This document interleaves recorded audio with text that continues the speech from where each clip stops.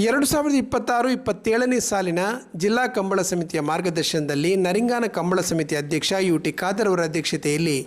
ನರಿಂಗಾನ ಗ್ರಾಮದ ಮೋರ್ಲಾ ಬೋಳದಲ್ಲಿ ನಡೆಯಲಿರುವ 5ನೇ ವರ್ಷದ ಹೊನಲು ಬೆಳಕಿನ ಲವಕುಶ ಜೋಡುಗರೆ ಕಂಬಳ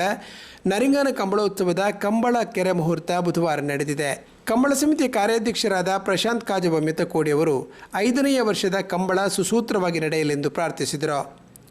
ಪ್ರಧಾನ ಕಾರ್ಯದರ್ಶಿ ನವಾಜ್ ನರಿಂಗಾನ, ಉಪಾಧ್ಯಕ್ಷರುಗಳಾದ ಚಂದ್ರಹಾಸ್ ಶೆಟ್ಟಿ, ಕರುಣಾಕರ್ ಶೆಟ್ಟಿ, ಮ್ಯಾಕ್ಸಿಮ್ ಡಿಸೋಜಾ,